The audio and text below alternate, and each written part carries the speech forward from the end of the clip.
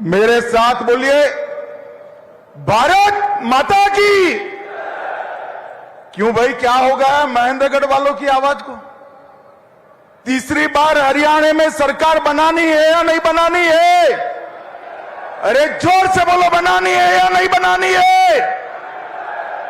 हरियाणा को देश का नंबर 1 राज्य बनाना है या नहीं बनाना है? तो ऐसी आवाज नहीं चलती।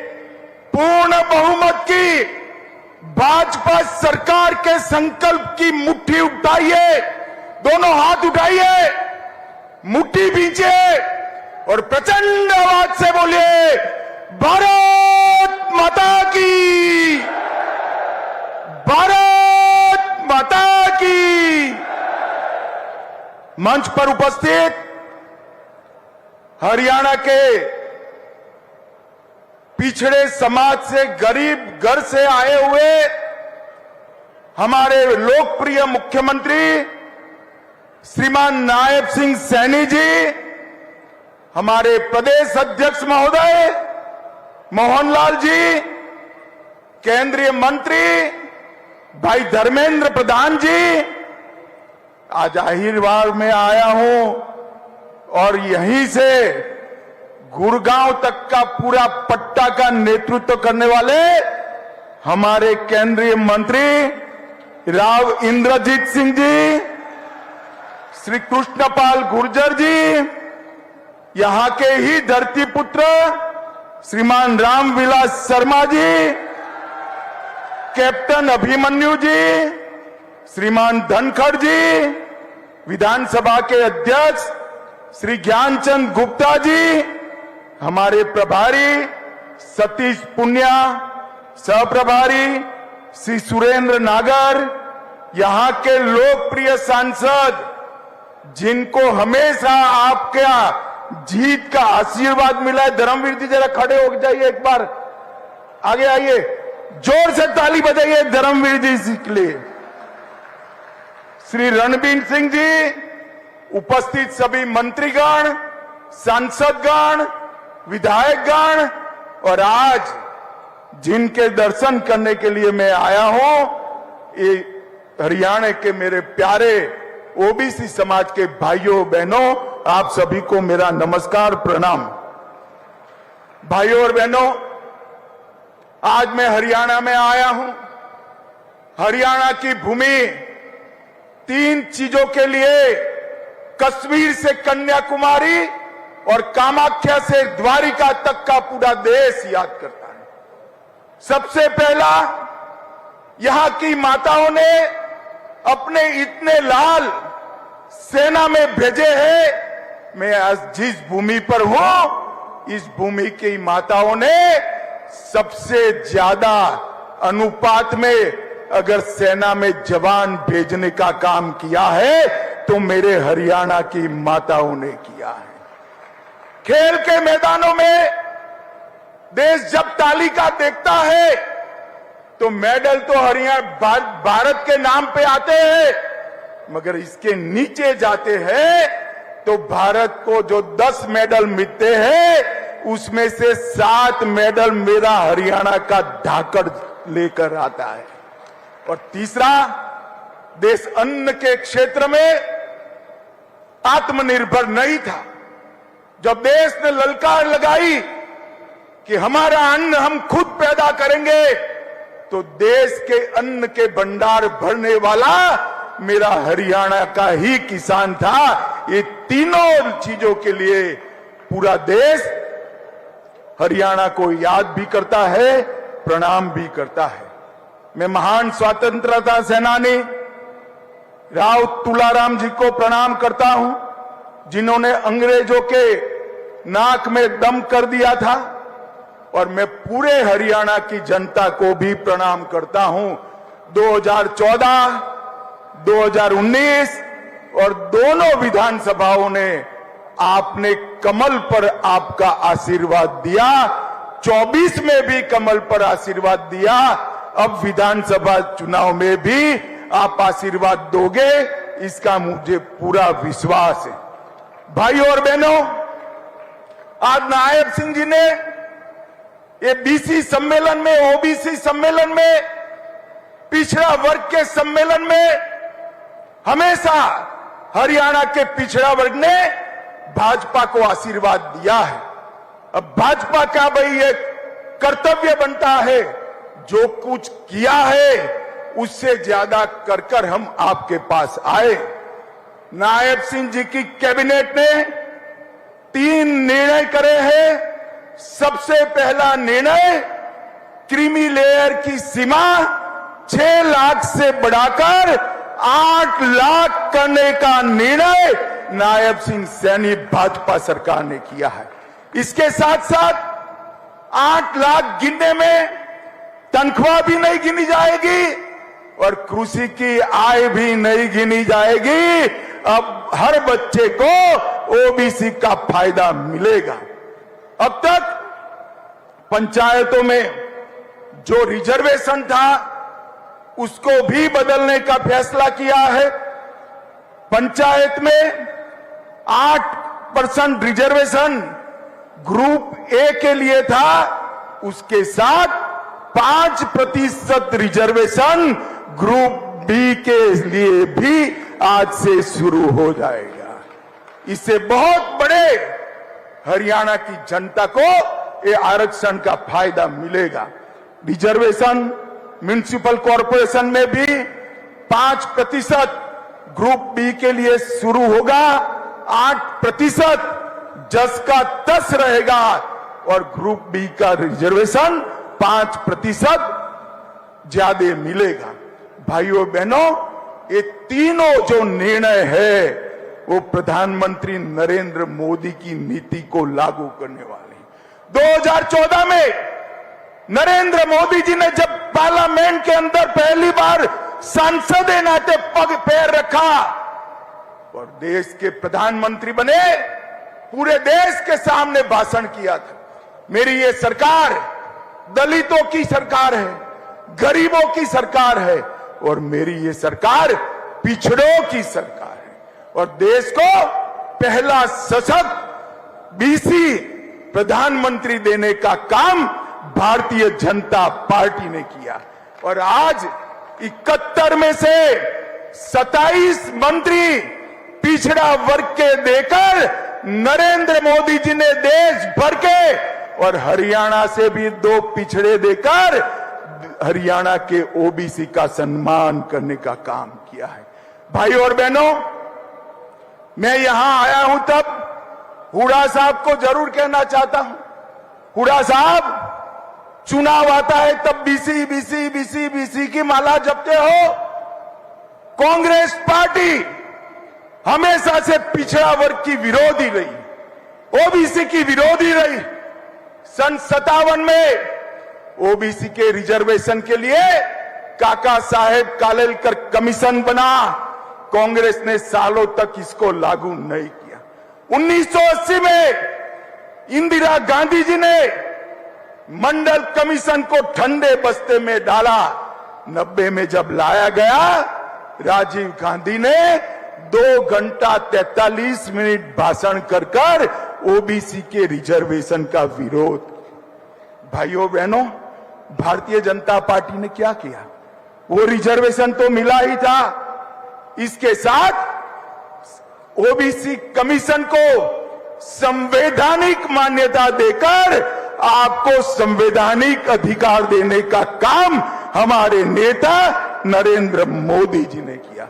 16 और जातियों को ओबीसी में आरक्षित करने का काम किया और केंद्रीय विद्यालय, नवोदय विद्यालय, सैनिक स्कूल और नीट की परीक्षाओं में 27% आरक्षण पहली बार हमारे नेता नरेंद्र मोदी जी ने देने का काम किया।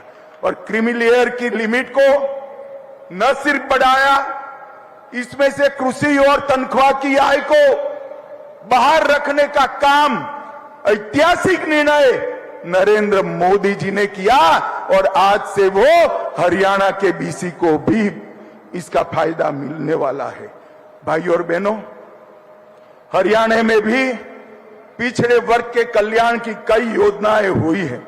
सैनी जी ने वो बताया है, मैं डिटेल जाना नहीं चाहता हूं, परंतु मित्रों मैं इतना ही कहना चाहता हूं कि हमने हरियाणा में एक बीसी के बेटे को गरीब घर से, नायब सिंह जी खड़े हो जाइए, जोर से ताली बजाइए नायब सिंह जी के लिए, एक बीसी के बेटे को हरियाणा का मुख्यमंत्री बनाया है। अब इनके नेतृत्व में हरियाणा आगे बढ़ेगा। भाई और बहनों, कांग्रेस पार्टी ने जातिवाद और भ्रष्टाचार के सिवाय हरियाणा को कुछ नहीं दिया।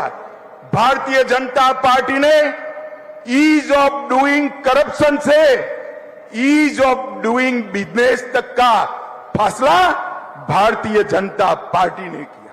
कांग्रेस की सरकारें जब बनती थी, एक सरकार आती थी तो भ्रष्टाचार चरम सीमा पर पहुंचता था, दूसरी सरकार आती थी तो गुंडागर्दी चरम सीमा तक पहुंचती थी, एक सरकार आती थी तो एक जिले का विकास करती थी, दूसरी सरकार आती थी तो दूसरे क्षेत्र का विकास करती थी। भारतीय जनता पार्टी ने संपूर्ण हरियाणा का विकास करने वाली सरकार देने का काम किया। भाइयों और बहनों, आज हरियाणा देश में बासमती चावल का सबसे बड़ा निर्यातक बना। हर 10वां जवान हरियाणा से आता है। एमएसपी पर सबसे ज्यादा फसलें कोई अगर खरीदता है तो हमारी नायब सिंह सैनी की सरकार खरीदती है। गांव में लाल डोरे के भीतर मालिकाना हक देने का वाला पहला राज्य हरियाणा बना। पढ़ी लिखी पंचायतों वाला पहला राज्य हरियाणा बना। महिलाओं की 50% भागीदारी वाला पहला राज्य हरियाणा बना। हर घर में नल से जल पहुंचाने वाला पहला राज्य हरियाणा बना। पहला आयुष विद्यालय विश्वविद्यालय बनाने वाला राज्य हरियाणा बना। जीएसटी कलेक्शन में पर हेड सबसे ज्यादा करेक्शन मेरे हरियाणा का होता है। देश की अर्थव्यवस्था में सबसे ज्यादा योगदान पर कैपिटा अगर कोई करता है तो हरियाणा करता है।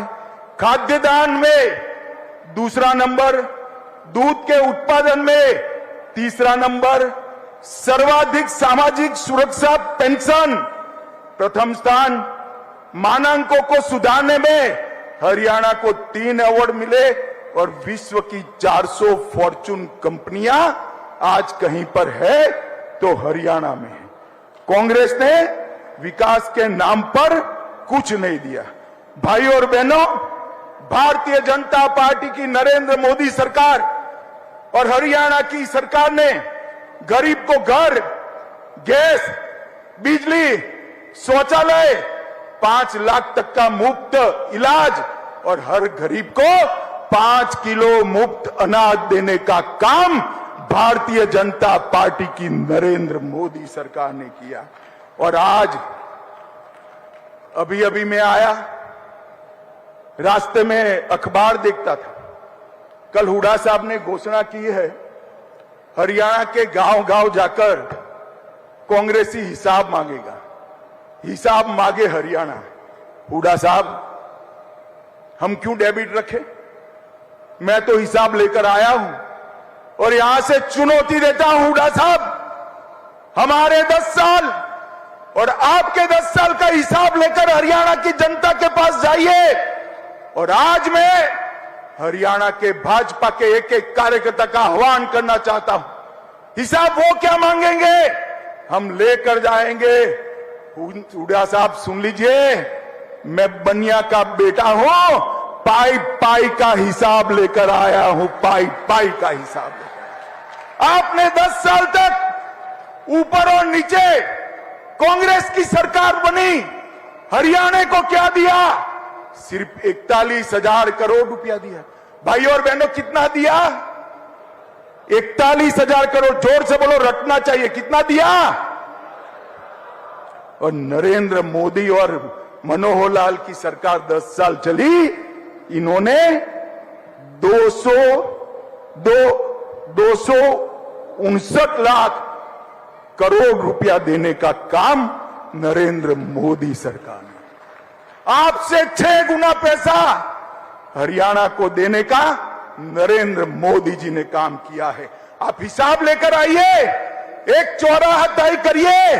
हमारे मुख्यमंत्री को आने की जरूरत नहीं है, हमारा युवा मोर्चा का प्रदेश अध्यक्ष आकर आपसे 2-2 हाथ करने के लिए तैयार है।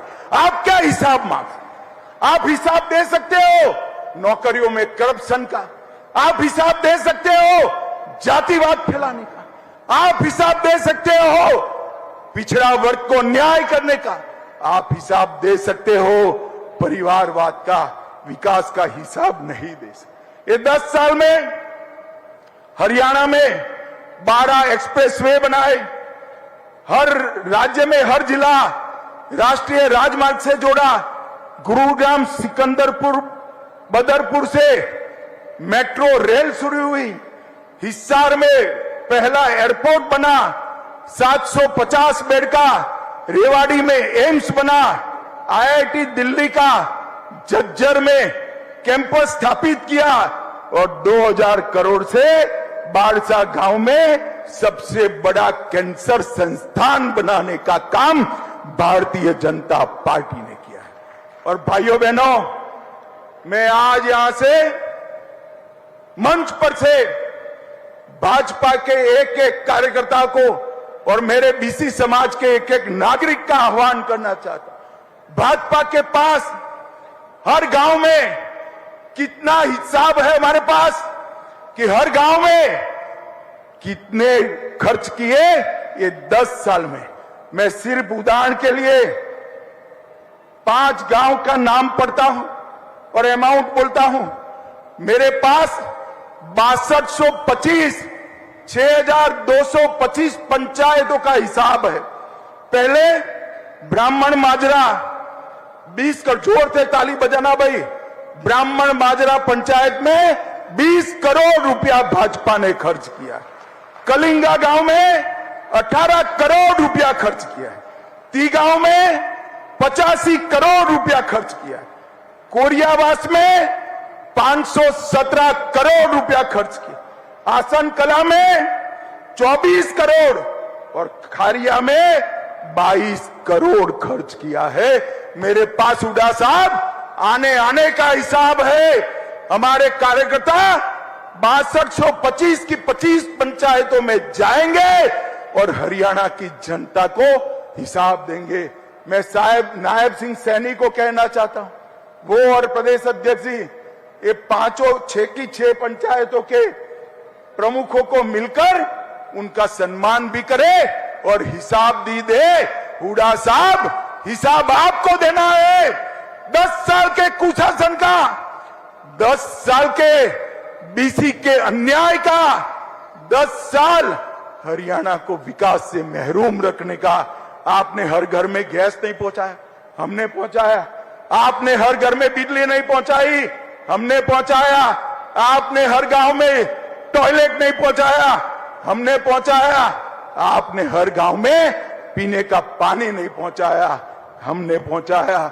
और मैं आज भारतीय जनता पार्टी के लाखों कार्यकर्ता और हरियाणा की जनता को कह कर जाता हूं, इस सामने जो दीवार है उस पर लिखा हुआ मैं पढ़ पाता हूं, हरियाणा के चुनाव में तीसरी बार भारतीय जनता पार्टी की पूर्ण बहुमत की सरकार बनने जा रही है।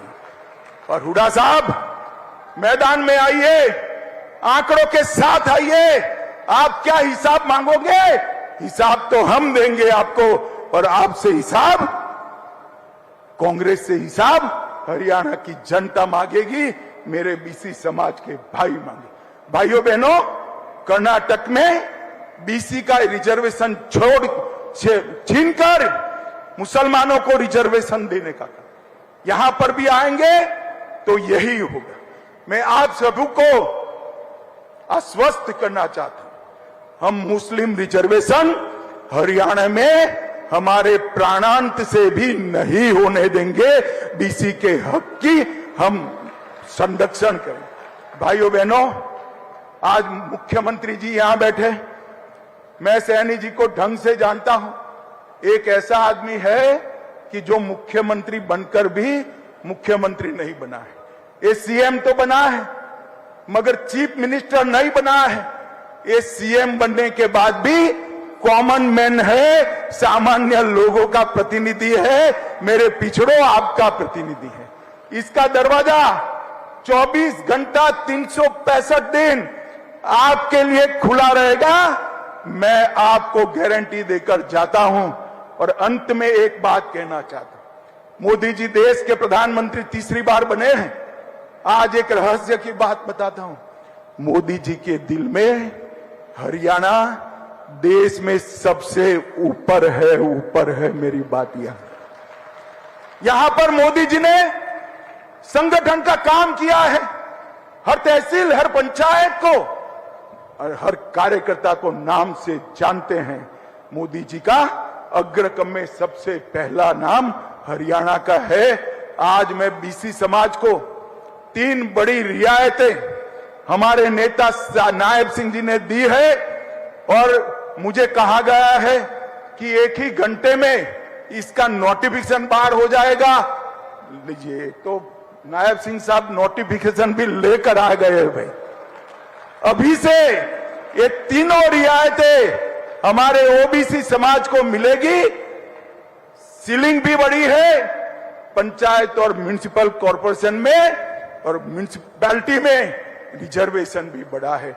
मैं आप सबको अपील करना चाहता हूं, एक बार खड़े होकर ताली बजाकर हरियाणा सरकार का धन्यवाद करिए। ये बहुत बड़ा काम आज हमारे नायब सिंह जी ने किया है। और भाइयों और बहनों, एक वादा लेना है आपसे, दोगे क्या? अरे जोर से बोलो, दोगे क्या? मैं बैसाखियों वाली सरकार के लिए नहीं आया हूं। पूरा बीसी समाज एकत्रित हो और अगले चुनाव में भारतीय जनता पार्टी को आशीर्वाद दीजिए, मोदी जी को आशीर्वाद दीजिए, हमारे मुख्यमंत्री को आशीर्वाद दीजिए और पूर्ण बहुमत की सरकार बनाएं। मुझे बताओ, बनाएंगे क्या? अरे जोर से अंत तक हाथ ऊपर उठाकर बोलो, बनाएंगे। तो मेरे साथ दोनों हाथ उठाइए, उठाइए दोनों हाथ।